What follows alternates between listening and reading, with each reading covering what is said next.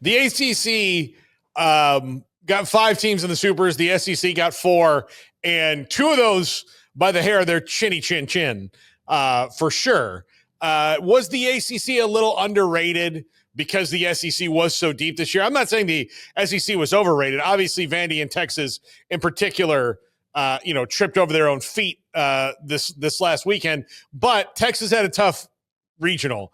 Vandy Vandy just caught a team at the wrong time. I don't think it lessens what they did in the regular season, but the ACC I thought was a little bit slept on overall as a conference week in and week out. Yeah, I think the ACC, and I'm obviously got the Texas Tech helmet behind you, the Big 12 too.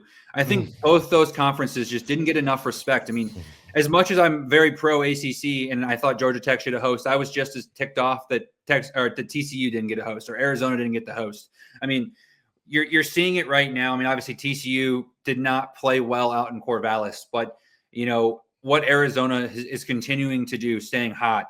West Virginia kind of, doing what they did at that Clemson Super. I mean, there needs to be more of a conversation with that, in terms of just how dominant they really seem to be. I mean, they played a really bad game against Kentucky and still battled back to win that one to clinch that regional championship. So, I think it's, again, the SEC, I've never ran from it. I'm an ACC guy through and through, but it would be silly for me to say the SEC is still not the standard of college baseball. I mean, they win the national title almost every year. The last time the national title was won by an ACC team was 2015 with Virginia, 2016 Coastal. So it's been a minute since it's been someone outside the SEC.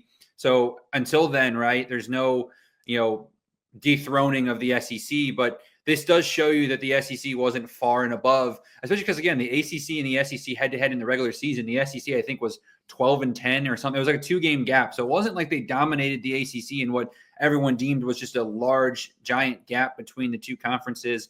I think that if you throw Virginia in the tournament or Notre Dame in the tournament, I think they could have potentially made some noise just like Miami did. And I think you can say the same thing with some of those Big 12. I mean, Baylor was one of those teams that didn't have the resume to make an argument, but I think if Baylor would have gotten in, they'd have been a very tough out for anybody who got them as a 3 seed in their regional. So I think it was a very underrated conference as a whole.